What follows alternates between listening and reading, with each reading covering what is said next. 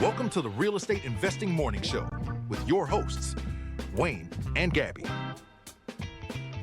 Hey, good morning. Happy Tuesday. Ayo, ayo, ayo. Good morning, Canadian real estate investors, and welcome to the Canadian Real Estate Investing Morning Show.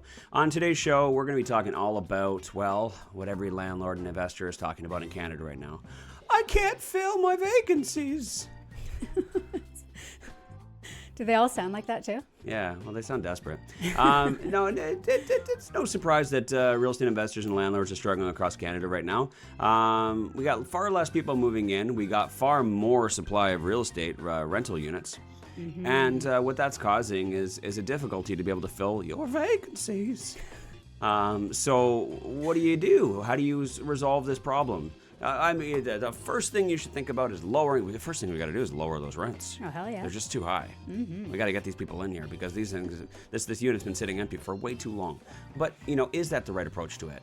Or perhaps maybe we can look into incentivizing our tenants or our applicants to choose our rental units over all of the other competitors. Yes. All right? This is business, guys. We got lots of competition out there right now. There are lots of rental units to choose from. How do we get tenants to choose yours? That's what we're going to be talking about today. How do we get them in the door? How do we get them interested? And how do we get them to sign on the line that is dotted?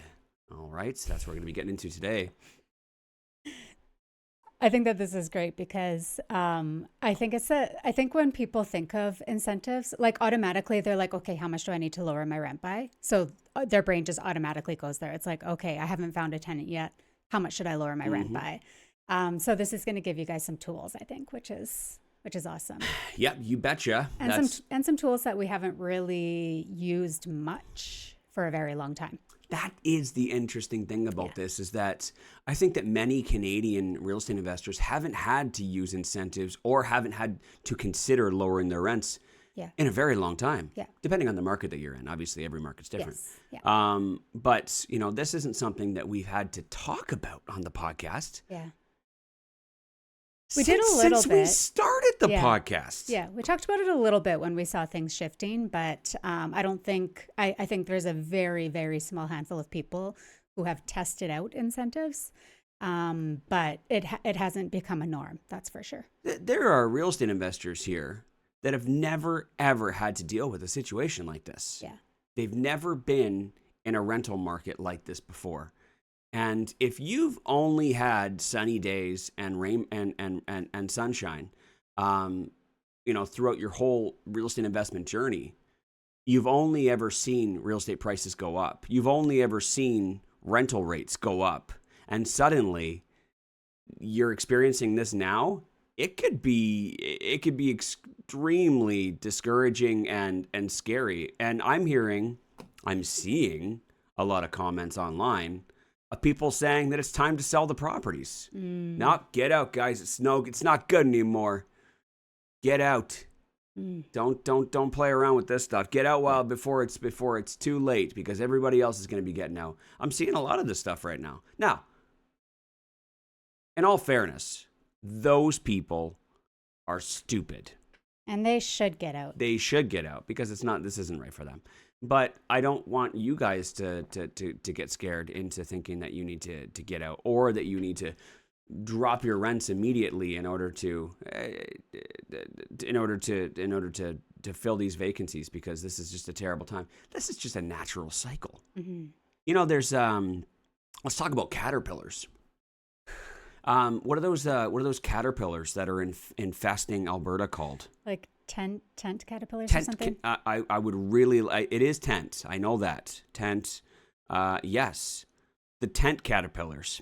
Alberta is experiencing a major cyclical surge of forest tent caterpillars, a natural boom and bust cycle that peaks roughly every decade.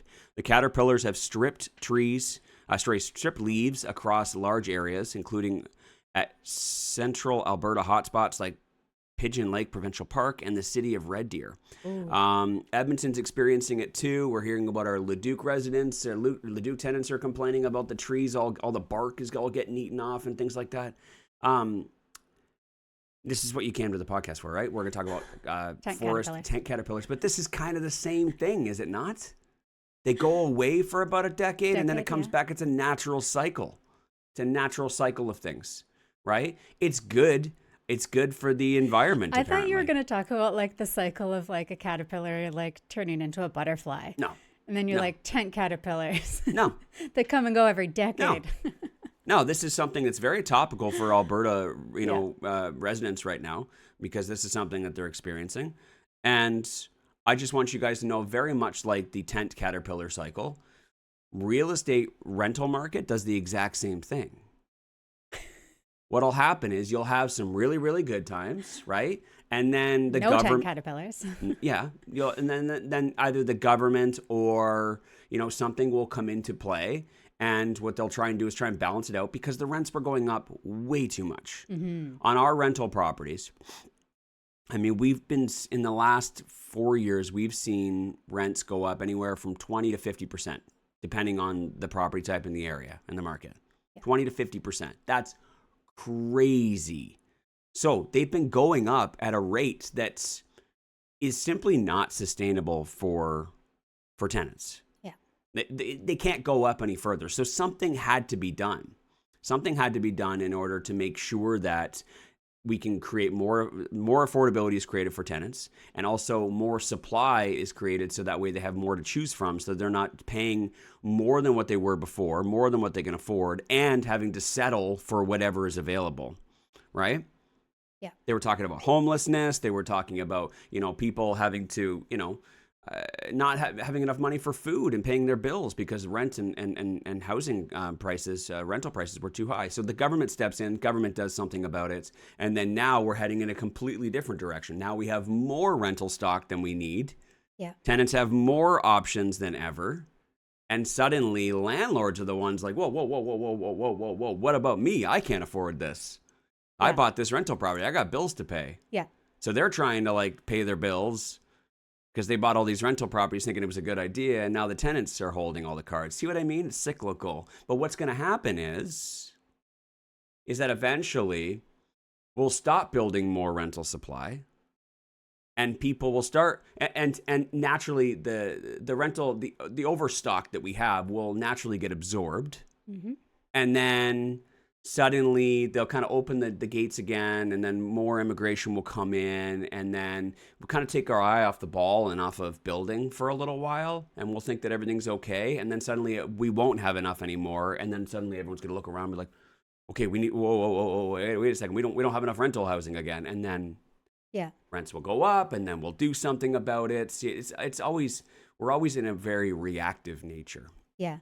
It's interesting because as you were saying all that, I was thinking about like the person who is just getting into real estate investing, and they're like, oh, hey, I found out about this real estate investing thing. I want to kind of like look into it, see if it's something that, I'm able to do. And so they get in and they start doing their research, and, they want to buy their first rental property. I forget that they have like no history, like there's like, besides just listening to people, how do you, without just experiencing it, how do you realize what all those cycles are, right? And it's one thing for somebody to stand at the front of the room and be like, real estate is cyclical, and we will, every 10 years the caterpillars come, and every 10 years the caterpillars go. Like to talk about like, where are we in the cycle right now? Yeah, to talk like, oh, it's a good time for fix and flip. Oh, it's a bad time for rent to own. Like those types of like cycles. But so much has happened even just in like the last 5 years. Yeah. Like you think about like, when interest rates were going up and everybody's affordability got choked, and they had to start buying different asset classes because that's all they could afford. They wanted, a $500,000 single family house, but now all they could afford was a $350,000, starter property, or is forcing people into, starter properties, townhouses, those types of things. And the demand for those increased. Yeah. And so when the demand increases, the prices go up. And when the prices go up, landlords also need to increase rent to be able to make it cash flow. And like, there's just all these things that happen reaction, happened, and that forced us to be where we are today. But somebody just coming in is just like, oh, okay, so they cost this much and rent is this much. Okay. And can I make that work, or can't I make that work? Like, it's just so like, okay, this is it, but without any of the history.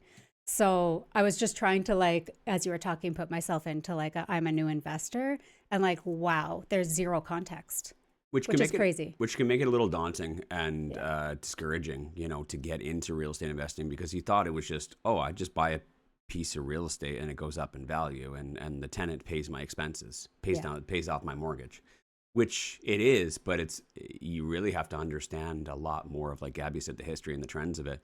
And it's so gratifying, to see our students who have been following us for years and people have been listening to the podcast for years. And we talk about all these different trends and we can tell people what's coming and what's happening and things like that.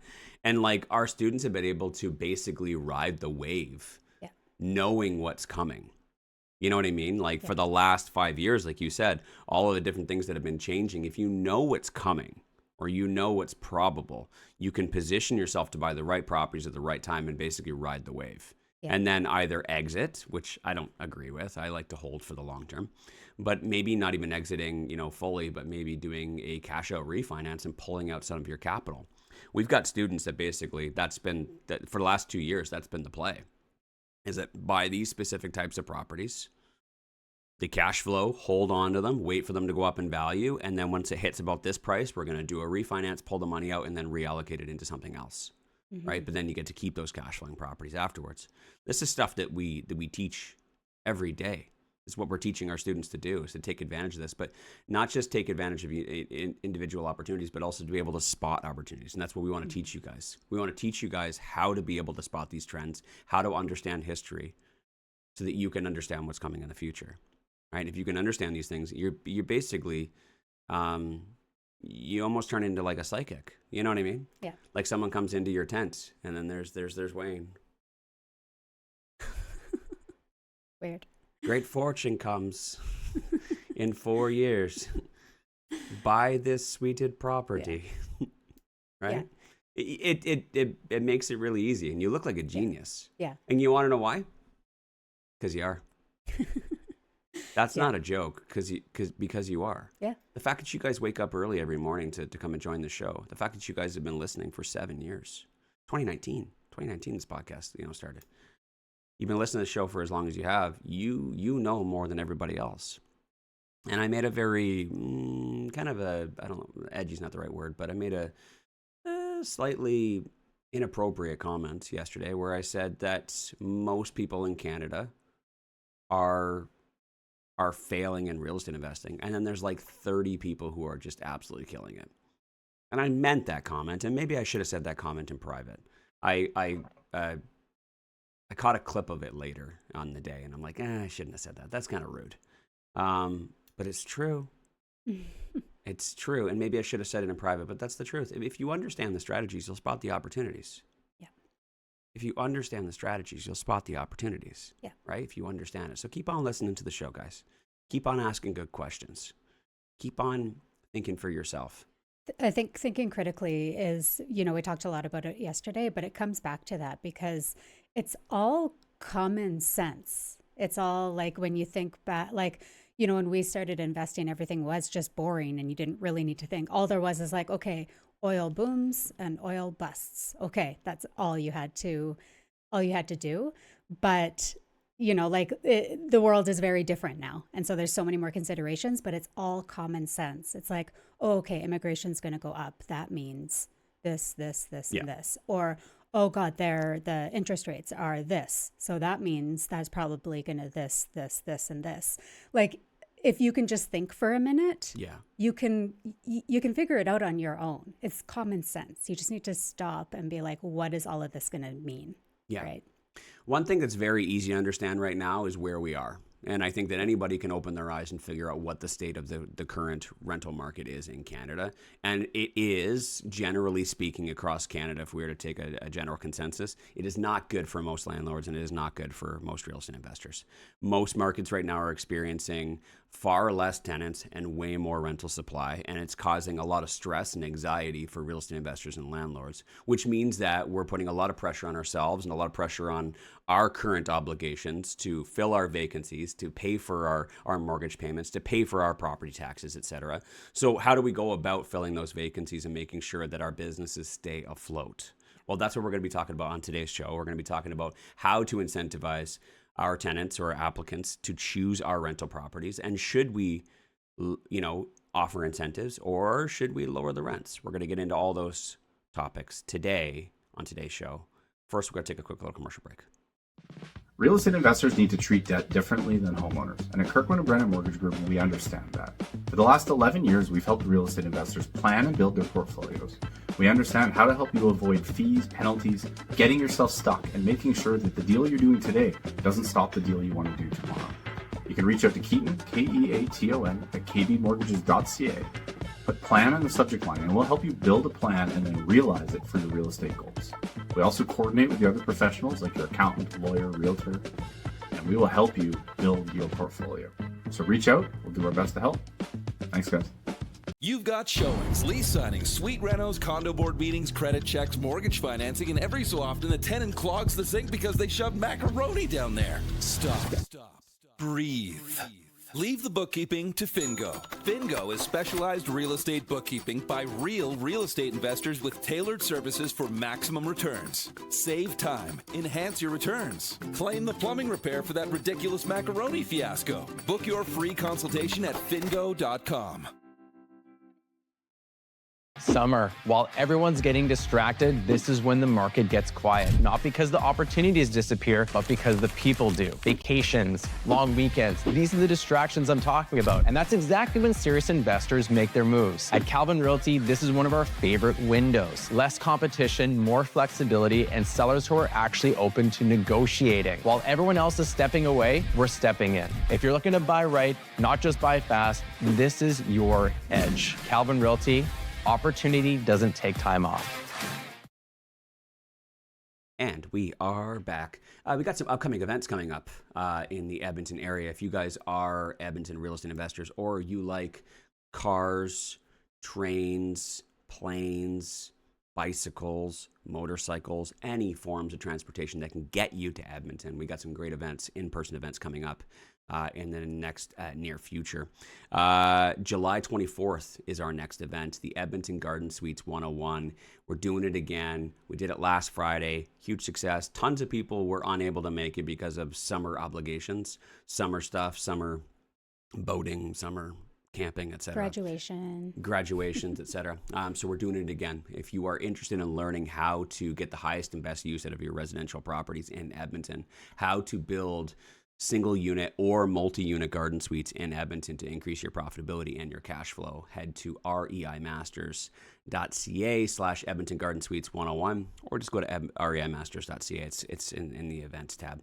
And then as well, while you're there, what you're going to see is another upcoming event, which is on August 22nd, the REI Masters Edmonton Real Estate Investing Bus Tour.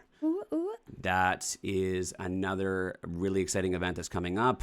We're going to take you on a bus. We're going to get on the bus, and we're going to take you to tour real properties in Edmonton. We're going to run the numbers for you. We're going to talk about why these properties are purchased, why they are profitable, how much they cash flow, and going through the whole process from start to finish.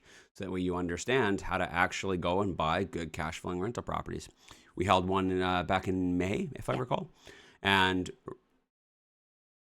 such great feedback on that, because what we actually did was we highlighted some of our students who had bought properties, cash flowing properties, and basically walk you through the whole deal. We even show one of our properties as well. Yes, if you're interested in checking out a garden suite, there will very likely be one of our garden suite projects on that tour as well. And very likely a garden suite that is very close to completion. Mm-hmm. So you get to see a finished product. So again, go to reimasters.ca to get your tickets for that as well, just under the events tab. It's very easy to find. Too cool? Exciting summer. Mm-hmm. I like it. There's probably going to be more as well. I always overload our summer calendar. I don't know why, but it's like, it's nice. It's beautiful. It's fun to get up. Summer tends to be very busy for us, but we love doing in-person events in the summer. It's a great time to get out. It's a great time to learn, but also, as you guys know this, we're we're very big on including family, including your kids, and teaching your kids all about this, and normalizing entrepreneurship, or normalizing real estate investing for kids, so that when they grow up, it's not something they've never heard of before. It's something that mom and dad did, and it's actually real, and they're far more likely to either continue on the journey at the path that you were doing, or they're far more likely to actually decide to do it for themselves because it's normal. It's not something extraordinary, right? It's just something that mom and dad did, or that they saw when they were kids. So we want to normalize it. We want to make it fun, and we want that's what we want summer to be all about. So we got those 2 events. I was just talking to Gabby about it yesterday, and I think I might cram some more in there as well, if you guys are open for it. So if there's anything else that you guys are interested in learning about, or maybe perhaps there's something that you would like us to focus on more. Actually, you know what? We're live on YouTube right now. For those of you guys that are live with us, is there anything that specifically that you guys would like for in-person events? We've never really... I haven't done any workshops in a very long time, because all of our workshops are in our REM Master's Mentorship Program. They're all online learning, easy, learning at your own pace type thing. We haven't done any workshops in a while. And we also don't do any mastermind stuff either. But a lot of people, I've had, not a lot, but I'd say a handful of people asked in the last couple of months about how come you guys never do masterminds where you could sit down and go through deals and things like that. That's because only a handful of people asked. You know what I mean? This is all about what do you guys need in order to feel comfortable and confident enough in order to invest in real estate, right? So I just need to know what it is that you guys need, and whatever that is, if there's enough people looking for it, then I'll create it, right?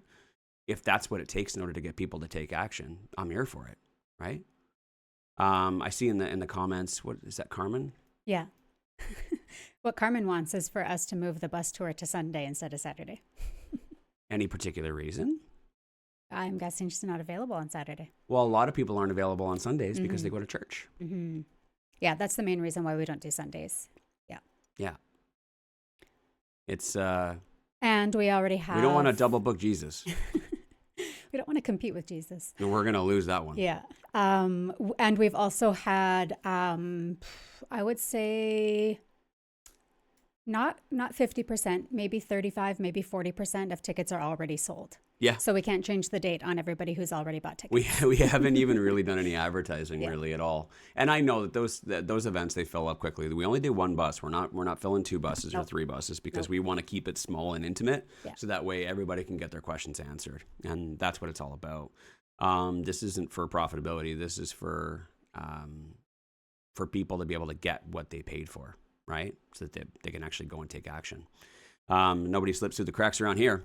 But yeah, if there's anything that you guys are looking for, please let us know. Send us an email. Oh, that's a good joke, but I don't know if I want to do Jesus jokes on the podcast. I got enough hate as it is. Yeah. I don't need that. Very funny though, Josh. That is a very funny joke. Carmen says, then do another one. What? Okay, fine. So Carmen, is it just that particular Saturday that doesn't work for you, or are you busy Saturdays in general? Let us know. We'll build one out for you. Oh my gosh. That is a very funny joke. Anyways, I've explained it before. It's no surprise that many landlords are struggling right now across Canada, and filling vacancies, filling your rental units has not been this hard in many years. Not been this hard in many years. So what are we going to do about this? I think most people naturally, they decide to, okay, we got to lower the rents. Sweetheart, we can't take this anymore. We can't stand another month of this rental unit being empty because we can't afford to pay this ourselves, right? And so what I want to talk about first is maybe instead of just automatically jumping to lowering your rents, what if we could incentivize the applicants in a different way? What if we can almost hire a marketing director to take a look at our ads, take a look at our marketing for our rental units? What can we do differently in order to get people in the door and to close them, right? Yeah. And because this is a business.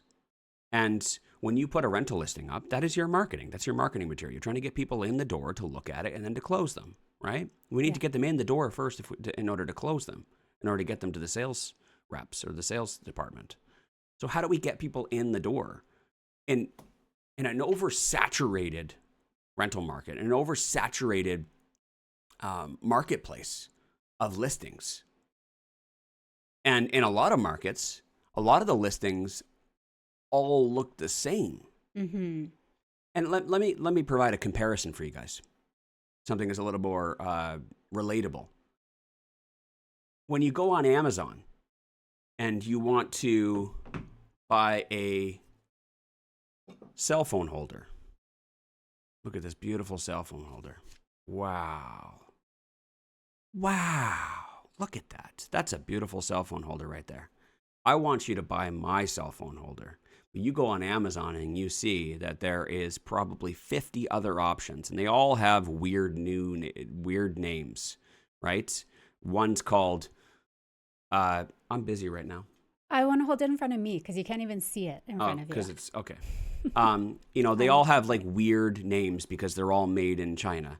And so you'll see one that's called Woo Holder, and then you'll see another one that's called Nouveau Clamp or something. This one's called New Laxi, right?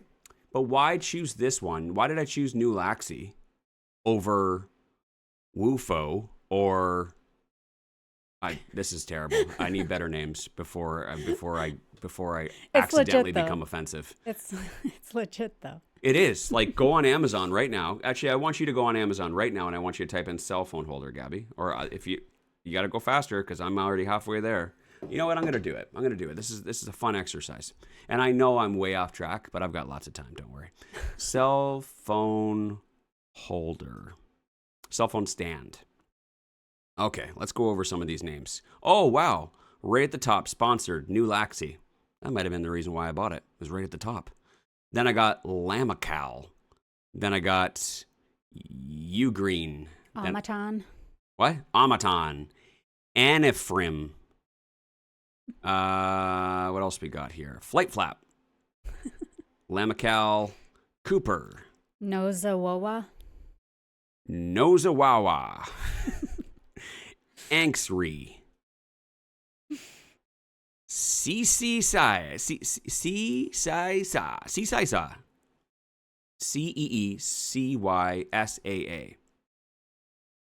Anyways, lots to choose from is what I'm trying to get at. Lots to choose from. They're all about the same price. And there's a little bit of a difference here. So depending on whether you have Amazon Prime or not, some of these you can get in the next 2 to 3 days. Some of them you can get in tomorrow. Some of them within 1 day. Some of them you can get by tomorrow morning, and some of them you can get by 5 p.m. tonight. Right? So there's different, because you're looking at it, they're all more or less the same. They all serve the purpose that I need. I need this, right? I came here for this particular thing. I need something to hold my cell phone that's black, so it doesn't stand out too much, on my podcast video, and also I need it to be able to swivel so I can tilt it during my show so I can be able to see things. Okay, cool. There's 20 different options. Okay, what are the differences between the other options? Well, there's price. And when we talk about rental properties, very similarly, if you're looking for a 3-bedroom, if they're all 3 bedrooms, they all look the same. Okay, what's the next thing I'm going to look at? Price. So what's one's cheapest? But then there could be some other things. If they're all around the same price, what other differences do they have, right? Going back to the cell phone stand, some of them I can get them in 3 days. Some of them I can get them tomorrow. Doesn't say when. Some of them I can get them by tomorrow morning before 8 a.m. And some of them I can get them between 5 p.m. and 10 p.m. tonight. How quickly do I want this? If they're all the same price and they're all the same specs and they all do the same thing, then preferably I would like it as soon as possible just to get it out of the way.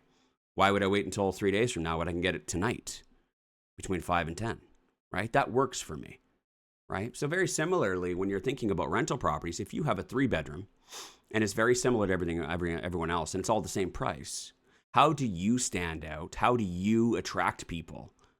Some of these actually come with bundles. I don't know if you ever noticed this on Amazon. Sometimes you can get a cell phone stand, but it also comes with a selfie stick, a free selfie stick. Oh, wow, cool. That kind of...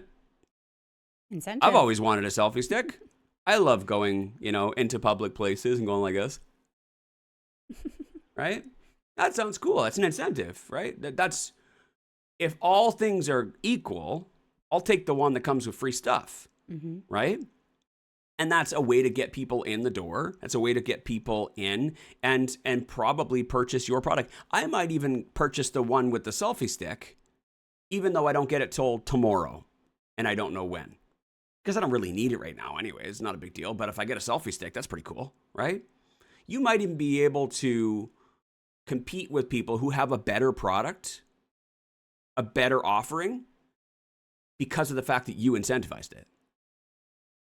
They might forget about something that really wasn't all that important to them in the first place because of the fact that they got free stuff with it. They might even pay a few dollars more. They might even pay a little extra. Under the extra. guise that you're getting, also a selfie stick. I've purchased some things because it comes with batteries. Not like double A's, but like maybe an extra battery comes with it. And I look at so I'm going to buy this something that comes with a battery. Camera. I'm going to buy this camera. But it doesn't it comes with a battery, but it doesn't last nearly as long. Or maybe it doesn't it comes with a memory card. But the memory card's not quite enough in order to hold more than 20 minutes worth of video or pictures or something like that. So in that case, I know I'm going to have to buy a battery with it as well, and maybe a memory card. But this product over here comes with a bundle that comes with the battery and the memory card that I need, and it's more than enough, and it's cheaper than me buying this other camera that I can get tomorrow and then paying for all those things separately.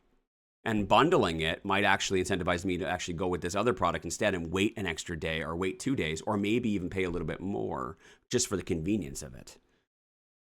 Right? So when you bundle things together, when you offer additional incentives, sometimes people kind of will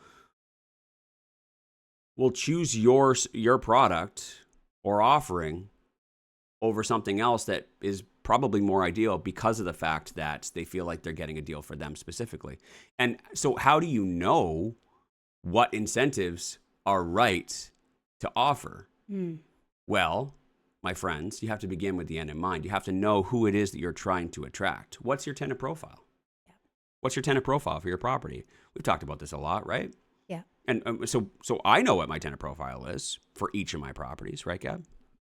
Yeah. So knowing your tenant profile, and it's not always going to be super obvious what they want. Obviously, each person is going to have different needs, but you can start to narrow it down based on, is your target tenant profile, a young family, or is it a young single student?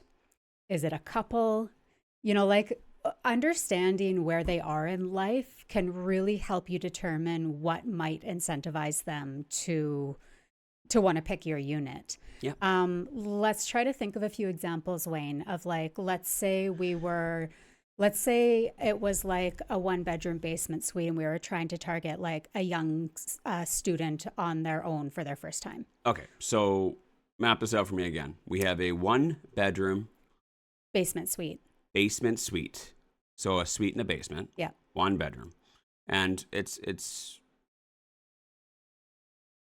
we're certainly not going to be renting to a family in a 1-bedroom basement suite. So our target tenant is a young single student. A young single student, because that matches that type of a rental property. And they're likely out on their own for their first time. Okay. Young students. Students are between the age of 18 and 24? Sure. Yeah. On average? Yeah. Okay. Male or female? Female. Because boys are dirty. Well. Just kidding. Well, not kidding, but that's another topic. What are 18 to 24-year-old females interested in these days? Well, and see, so this is where my mind goes to is that, so a young single student out on their own for their first time, they're not established in a career, so they're not raking in money, right? Yeah. They're going to school, so they probably have their student loans, and mom and dad might be helping them out. So first of all, having the money for for moving and for paying first month's rent and the deposit and like all these types of things is a lot, right? Mom and dad are helping them out. I'm trying to think of like what kind of things would be really cool for them to be included. I don't think that they want anything specifically other than to, I think for that particular demo, I would say that we would need to solve a problem as opposed to offering them something. And we got to find the pain point for the 18 to 24-year-old who's being supported by mom and dad, who is working their butt off, trying to make as much money as they can with the little bit of time that they have between studying and trying to enjoy a social life. And I think that the pain point for that demo is going to be money. Yeah. Money. And I think that honestly, what they're going to look for first is affordability. They're going to be looking for the cheapest rental possible. But at the same time, what's very important to a young female is safety. So I think that the big important things for them is going to be, where do I find a place that's close for proximity to school, that's in a safe area, because safety is really important. I don't want to live in a room rental in some guy's house, right? I want to know that it's in a building that, you know, there are other females, right? Yeah. Again, for safety, and I need to know that it's within my affordability. Yeah. So if you can provide them that type of assurance, the next most important thing is just going to be affordability. If you can check the boxes for safety and proximity, the only other thing that's important to that particular demo is going to be affordability. So we need to find a way in order to lower the rent to get their attention, or find another way to incentivize them or provide an incentive in a monetary way. And I like Carmen's recommendation here in the live chat on YouTube. Okay, so she suggests like grocery gift cards or Starbucks. Yeah.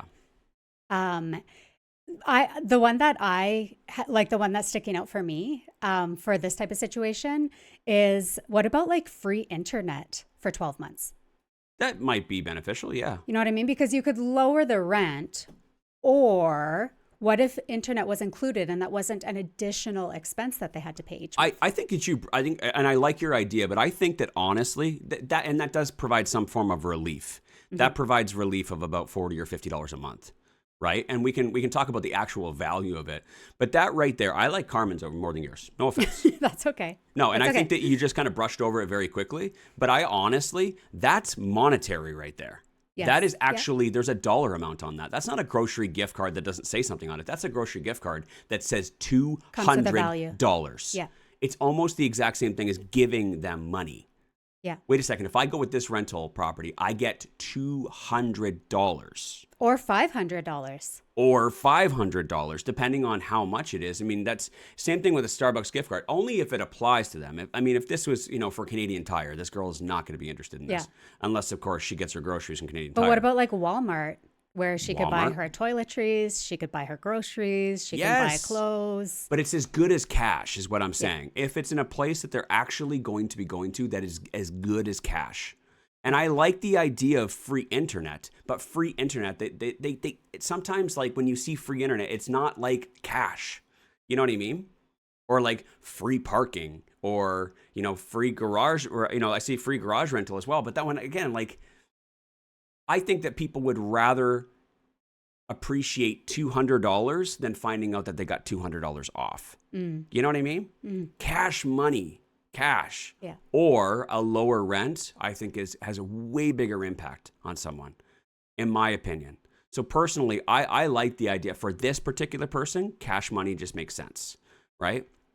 And depending on how you structure it, you can actually play a bit of a smoke and mirrors game, essentially, where instead of lowering your rent, it could actually work out for you to be cheaper to provide them a gift card or cash money than actually lowering the rent, right?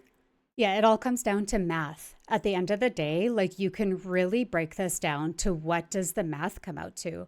If you were to say, okay, I think that if I lower my rent by $50 a month, I'm going to reach a wider audience of people who might be looking at my property. What does $50 a month over a 12 month period equal? Yes. $600, right? Yeah, absolutely.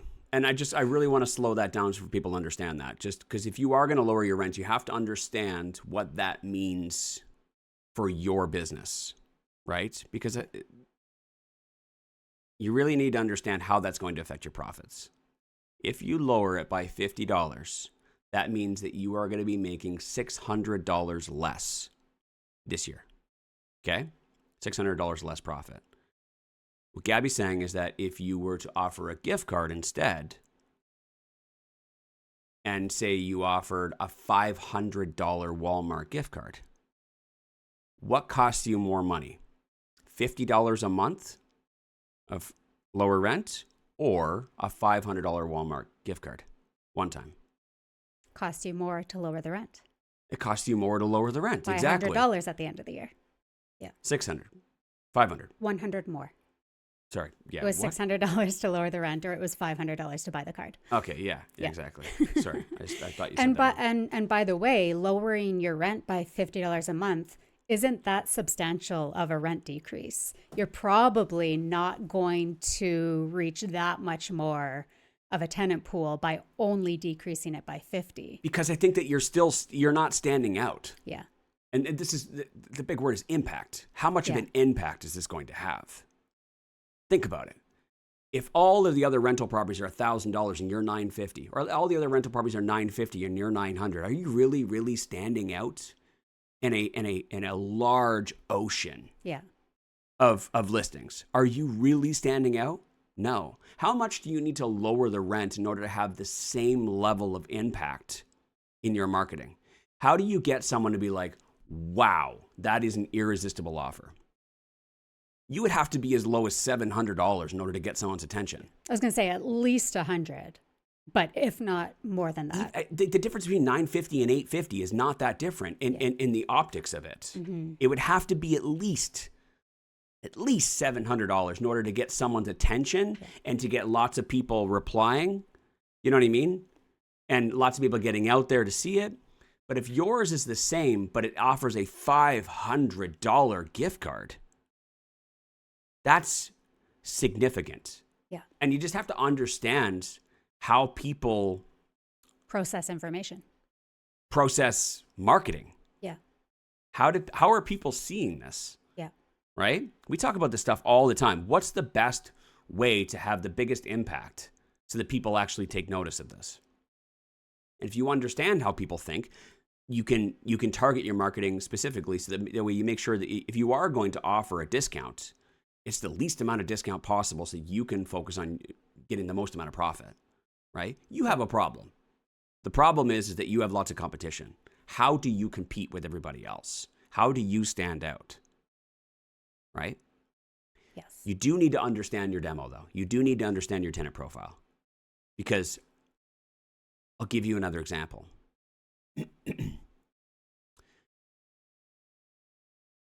What if you could get the newest gaming console, the newest Xbox or PlayStation for $500?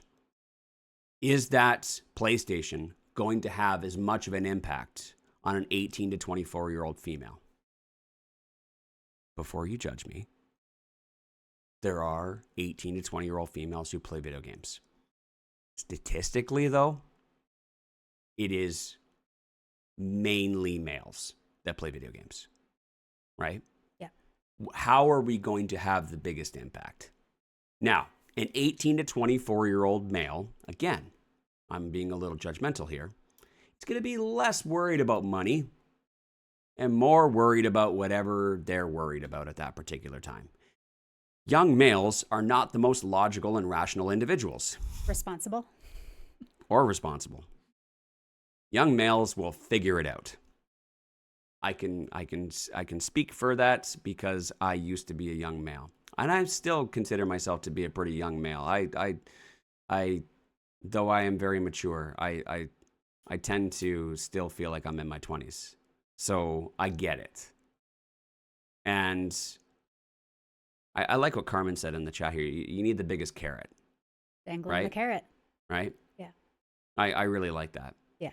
And one other thing that I really like in the comments here, sorry it took me off track, is that Dimitri said gift card is also a business expense for tax purposes. Mm-hmm. Goodness gracious. You can write that off Yes. as an expense? Yes. Oh my goodness. That is big brain stuff. That's big brain stuff. Right? Yeah. Think about that. Yeah. Anyways, so again, back to it. You really need to understand your demo. You really need to understand who you're trying to market to.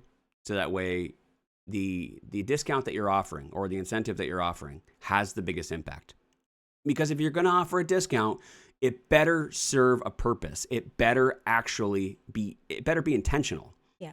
Otherwise, you just lowered your rent or you just offered an incentive and you're not getting anything for it. That's dumb. And that's why it's like when people lower their rent, they're like, oh, I better just lower my rent. Okay, why? Yeah. You know what I mean? Yeah. If you just lower your rent with everybody else, you're still just another fish in the sea. You're still, you're not standing out. And that approach tends to be a first to the bottom type approach. 100%. Yeah, a race to the bottom. It is. It's a race to the bottom. Yeah. And I don't know. Do you want to be that type of an investor? Do you want to be that type of an investor who just kind of wings it? You don't sound like you're going to be very good at this whole investing thing. You don't sound like you're going to be very good at this whole business thing either, right?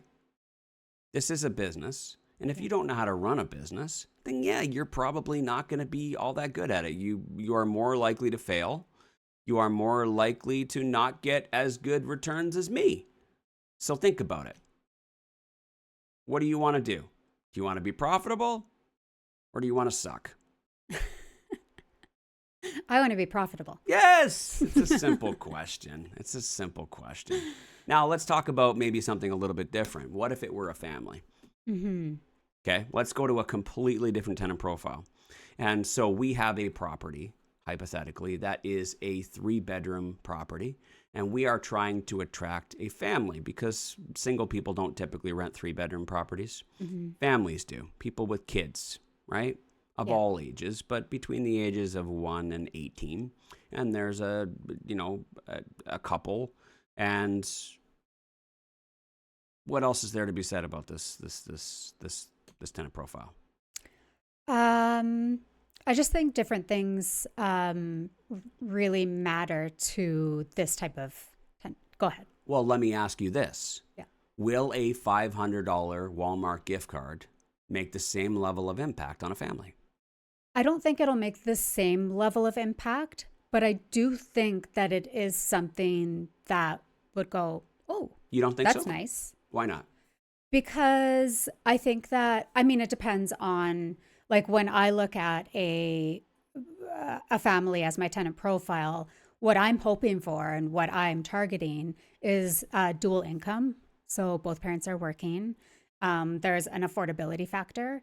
And then I also know that they're probably going to stay longer because they're settling in. They don't want to move their kids. Kids probably go to the school, in the neighborhood and all that kind of stuff. So they can afford it. They're settling in, and my hope is that they're going to be there. You think they can afford it? Yes. Today, we're talking about today's market, Gabby, right now. I'm not trying to disagree with you on the show, but I'm just saying that in today's market, there is lots to choose from. You think with today's affordability, people can afford it? A rental? I was talking about who I'm trying to target. You're trying to attract people who can afford it. Yes. Okay, got it. Okay. So money is no issue for them. But realistically, yes, you're right. Money's an issue for everybody. Yeah. So yes, I do think that I think at the end of the day, money incentives are going to win with any tenant demographic in today's landscape. Yes. I think that monetary value is going to win every single time, opposed to, like we used to see back in the day, the big thing was you get a flat screen TV. Yeah. Rent my unit, and I'm going to give you a Hey-o. 40-inch flat screen TV. Sorry. That was very inappropriate. I know. Continue.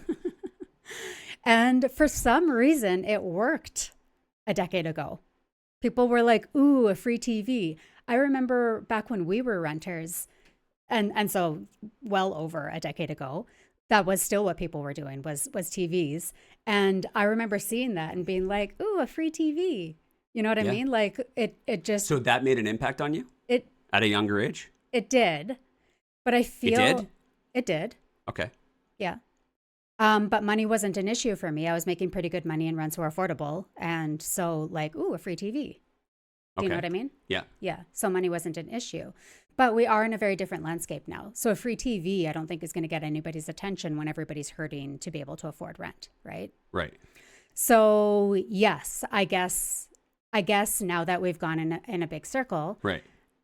I think that the $500 grocery card or Walmart card or whatever it may be would make an impact on both of those tenant demographics. I think it's fucking universal. That's why Yeah. I wanted to ask you, because I think it's absolutely universal for all tenants. I think cash is everything to tenants. Yeah.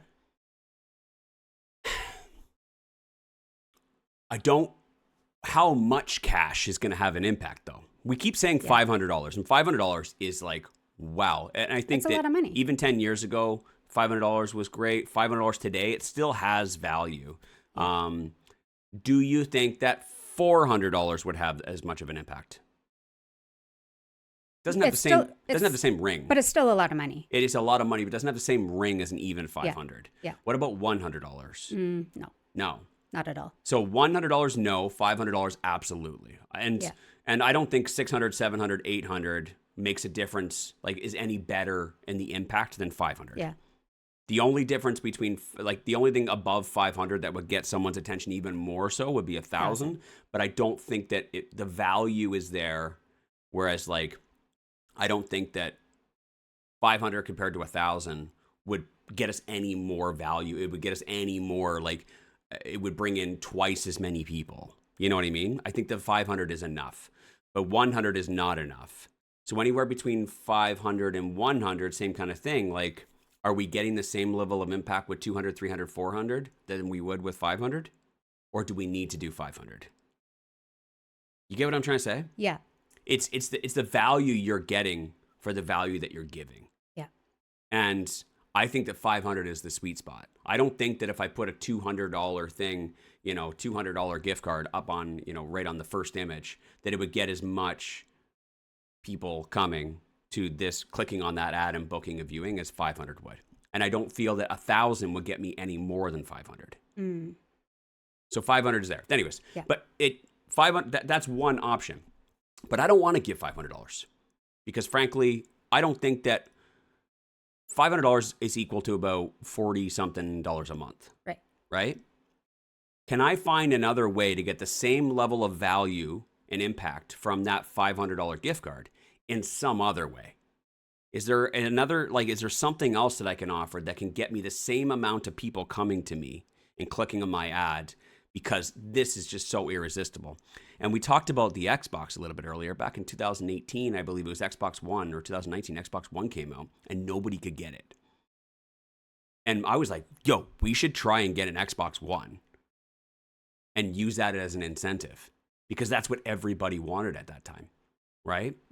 So what's something that people really, really, really want that has extremely high value that maybe we could get for less than $500, but the fact that we had it, people would jump on our rental listing. If we bundled it with our offering, with our product, they would just be like, everybody has to jump on it. And the first thing that comes to my mind right now for a family, and every parent out there already knows what I'm going to say. It's neatos. Neatos. It's fucking neatos. If you offer hilarious. neatos with your rental listing or your rental unit right now, I swear to God, you will have families lining up. I mean, sure. Am I right or am I right? Am I right or am I right, Gabby? I think it would catch people's attention. It would certainly catch people's as far attention. as marketing, that's great marketing. Because that would, when you're scrolling through your Kijiji or your Facebook Marketplace or your RentFaster, if you saw that, you would stop. At the very least, I got value out of their attention. Yes. I have gathered their attention. The very least, I'm going to get them to stop and click on it and be like, what is this about? Now, then they could determine whether the attention is worth them. I got them in the door. Can I close them on it? I don't know if the value is quite there because these are, how much do people pay for Nidos? Oh 30, my gosh, they're expensive 40? now. Are they expensive? Yeah, like anywhere from like $20 to $100. Okay.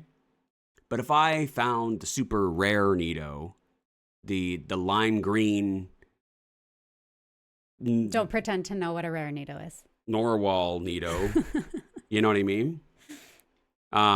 If I got that one, the whatever color, yeah, and it only cost me $100, do you think it'd be worth more than the $500? I mean, no. I think that if you were renting and you were scrolling and you saw that and you knew your kid was looking for it, instantly the first thing I do be like, hey, look, honey, look. Isn't this the Nido you've been looking for? Oh my gosh, Dad, we gotta get that. We gotta rent that place. They're giving us Nidos? And at the very least, I think that we would get their attention. Yeah. And I think you would also get like cool landlord credit. You would get cool landlord credit. Cool. There's value in that. Yeah. There's value in that. First of all, it's a small amount of money that we would have to spend to get attention. Mm-hmm. And in a long list of all the rental properties that all look the same, you trying to determine which one you click on. Am I clicking on Seaside, Gooseneck, New Laxey, and Sri, Nosy Wawa? Which one do I choose? They all look the same. And so what am I doing? I'm like, is this still available? Is this still available? Is this still available? Is this still available? Is this still available? Right? And you guys hate that. Yeah. It's because you're not standing out. If you had one that had a fucking Nido on the first image saying free Nido, I swear to God, they'd be like, hey, when can I come see this? We're a family of 5. We make great money. I swear to God, I got good credit. I mean, they'd be writing to you, begging you for it. How do we get them to beg you? You guys have experienced the last couple of years when there was way more demand for rental properties. When we had when we had more tenants than we had rental properties, you would get these long letters from tenants. Why you should pick them. Why you should pick them. They're not doing that anymore because they know they got options. They're too comfortable. Is this still available? Is this still available? They're not even trying anymore. How do we get their attention? How do we get them to want our rental unit? Right? And I know Nidos maybe isn't the best option, but there's a few other options. I'm going to give you guys a list of different incentives. And what I want you guys to do is take these examples of lists. And you got a list too? Yep. Right. Take these examples. And just like you're back in grade 5 again, what I want you to do is I want you to put all the examples on this side of the page. And then I want you to put your tenant profiles on this side of the page. And then I want you to draw a line from the incentive to the tenant profile. Okay? Find the ones that match the tenant profile for your property and give it a shot. Try it out. And then think about it. Can I get the same level of impact from this incentive that I could from a $500 gift card? And how much does that incentive cost? Right? So let's talk about some of these different incentives and see what the costs of them are and see if you can get the same level of impact that maybe a $500 gift card would have, or lowering your rent by $250, right? Mm-hmm. First one that came up for me, we got a couple minutes left here, free utilities. Yep, I had that free one utilities. Too. And that would be approximately, depending on the property, $300 to $400 a month. Yeah. So are you talking about for 1 month? No, I was going to say for the Forever. year. Ooh, that's a lot of money. Yeah, that's like $3,600 to $4,800 a month. Yeah, don't do that. So free utilities for the first month? Yeah, I had written down free utilities for the first month or two. And that Again, would be it's temporary anywhere relief. That would be anywhere from $300 to $700. Yeah. Okay. Yeah. All right. What else you got? I have free lawn care for the first season. Free lawn care. Okay. So that would work out to be about $50 a month, $100 a month. Weekly lawn care, probably $200 a month. $200 a month. So we're looking at $2,400 for the year. No. If it was $200 for what? Well, it's not summer all year long. Yeah, but not snow shoveling as well. No, just lawn care. Lawn care. Okay. Yeah, so 600 to 800. 800. 6 to maybe? 800. Okay. All right. You talked about free TV. I said gaming console. Those are probably in the $500 range ish, depending on how cheap the TV is. TVs are cheap these days. Yeah, they are. Yeah. I got waived pet fees here. No pet fees. So maybe it's advertised that pets are $50 per month. However, the incentive is that we will waive pet fees for the year. I think that one would have an impact. You want to know why? Because everybody Everyone has a pet. And one of the common things that I've been hearing a lot recently is that people are charging way too much for pet fees, and they're not allowing their large dog breeds. And as long as you've got a property that can handle a large dog breed, that one right there is huge. Mm-hmm. People love their big dogs. They're a part of their family. And if you're out looking for a house for your family and you can't get one because they won't accept your dog, and you're the one that does accept dogs, and actually we'll add on to that, no pet fees, but also just accepting pets. Yeah. No restrictions and no pet fees. People would be lining up, and I get this, long love letters about how they love this property and how they want it so bad. And how wonderful their pet is. Yeah. They're trying to sell you on them as opposed to, your property to them. Mm-hmm. So if you can flip the script and get them to beg you as opposed to you begging them just by removing pet fees or having no restrictions, huge. I like that one a lot, to be honest with you. I think that one is probably up there at the top of the list of the biggest impact. Okay. Talked about gift cards, free internet. Yeah, that was my initial one, right? Free internet for a year. Was it? Yeah. I thought you said something You else. said it sucked. Utilities. Oh, okay. Yeah, okay. It's there. It's I don't like it. So in the same, yeah, I mean, I think it's pretty good, but it's kind of like whatever. It might not grab people's attention. Yeah. Another one in like the monetary value. So we talked about like, free grocery card, $500 grocery card. If you changed what that $500 was for, would it have the same or different impact? Like what if for a family, it was a $500 cleaner credit? Maybe. Where you can get a cleaner in to clean your house. Maybe. Those types of things. So just thinking about different things, or a $500 moving credit so they can get a moving van. You know, those types of things. You know what? I don't think it has the same level of impact as $500 cash, though. Yeah, for sure. Cash that can be used anywhere. Yeah. It's almost like, oh, I got to use it on that, but that's not something I wanted. Right. You know what I mean? Yeah, it would I'll have to clean be it myself. something specifically that's like what they needed. So it's eliminating some of your. Yeah. Yeah. So here's a big one though. And this one's a little bit more expensive, but this is one that, I find has a big impact, but it's a little more expensive, is first month's rent free. Yes. That's where we're seeing a lot of that. And that's, I mean, depending on how much,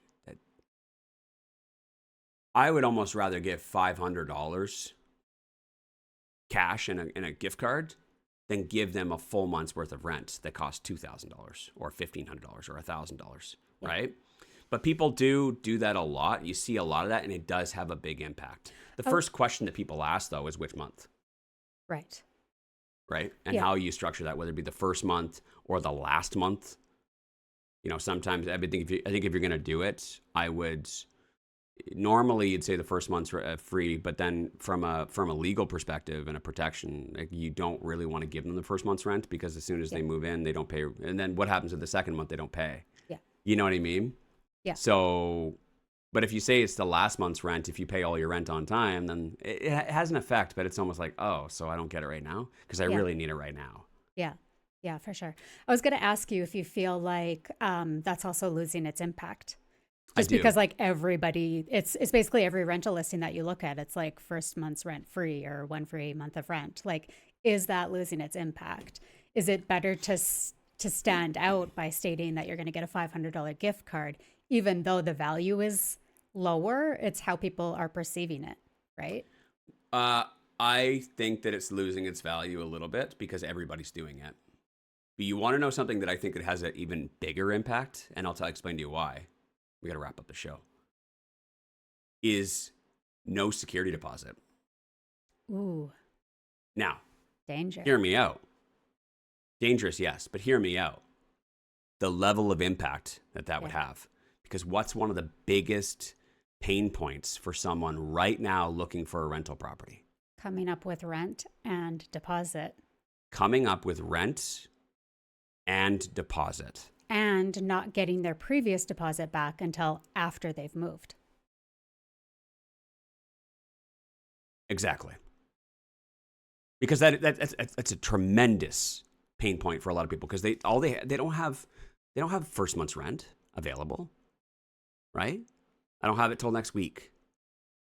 And my security deposit, which I saved up for, I don't get it back from my previous landlord until after I move out. And sometimes that can take 10 days. So when you're moving into a new place, you have to be able to come up with that first month's rent. You have to be able to come up with the security deposit as well. Huge pain point for people, especially like with affordability issues. This is probably, I would say, might have the biggest impact. More impact than a free month's rent or a reduced rent, right? So when people, they see a free month's rent, they're like, oh, thank God. Now I don't need to come up with the rent and the security deposit. You're solving a problem there. You see a problem that you're solving? But when they find out that they don't get the rent until the end, after the lease is over, after the 12 months of on-time rental, payments, they're like, oh, well, it doesn't solve that problem. So they have a problem. They have a pain point that can be solved either through first month's rent free or no security deposit. Same, spelled different, right? Potato, potato. But again, as Gabby said, you really don't want to do that because it puts you at an extreme level of risk in the event that you want to go after them because they didn't do what they're supposed to do. Yeah. Right. You could, I'd see, what I do see property management companies do a lot though is reduce security deposits. It's a very common tactic for property management companies where they'll do half security deposit. Instead of $2,000, it's only $1,000. Again, it provides a lot of instant relief. Yeah. And I think that people will be willing to pay a little bit more for rent or market rent in a saturated market of equal because of the fact that it's less money up front, which is a pain point for them because they don't have it right now. Yeah. Right? But again, make sure that is a very, very calculated risk that you're taking. Yeah. You have to really take that into consideration that, yes, you're going to get people in. However, you're putting a lot more risk on your business in the long term. This is why we don't do things like this in any other market, in any other cycle. Yeah. We only do this stuff. We only offer incentives. We only lower rents. We only, reduce security deposits or get rid of security deposits altogether, which, by the way, it's not our recommendation. We only do this type of stuff when we are desperate. And right now in today's market, landlords are desperate. Across Canada, you need to figure out a way in order to get people in and ride out this storm. Right? Yeah. Now, Gabby and I, we're doing just fine. You want to know why we haven't been complaining at all about our own rental properties or about having to lower our rents or about offering incentives and things like that? Because Gabby and I, what we do is we buy the best properties with the highest profitability and the highest cash flow. So, that are in demand. And we're buying properties that are in demand. In demand. We are buying properties that people actually want. We're not buying properties that people don't want and then fighting everybody else and all of our competition to convince people to come and live in a property that they don't want, that there's lots of options for. We are buying properties that people actually want, that are in demand, where the numbers work. So we never have to worry about stuff like this. The odds of us ever being in a position like this are incredibly low. We are experiencing a little bit more competition than we've had in the previous years, yes. But our rental properties are filling in normal speed within 30 days. We're choosing the right tenants with low risk tenants, and we're actually getting more rents than we've been getting in the previous year. Yeah. Our rents have actually gone up. Our students keep shocking us, being like, yeah, we got this much rent. I'm like, how the heck did you do that? People lining up. And when people are lining up for something that they want, they're willing to pay more. They're willing to write long love stories to you about why they love this property, right? So incentives, lowering rent, and all those things are very reactive because of the fact that you didn't make the right decisions on day one. And it's okay if you did. We'll get through this. But what I encourage you all to do is to pay close attention to the underlying message here, is that maybe, just maybe, you built your rental portfolio either wrong or not as good as it could have been. And what I'd like you to consider and encourage you to do is moving forward, every property you buy, you take this into consideration. So that way you're never ever put in this situation ever again. You have the properties that people actually want, where rents continue to keep going up, that are high in demand, right? And we can teach you guys how to do that if you want. Continue to keep listening to this podcast, or consider joining our mentorship program, REI Masters. We'll teach you all about that stuff if you want to. But thank you guys so much for today's show. We got to wrap it up. We're way over. We got shit to do. Have a great day. Have a good day, guys. Thanks for listening. Want to be coached personally by Wayne and Gabby? Then you should join the Real Estate Investing Masters Mentorship Program. Details are in the show notes to get started.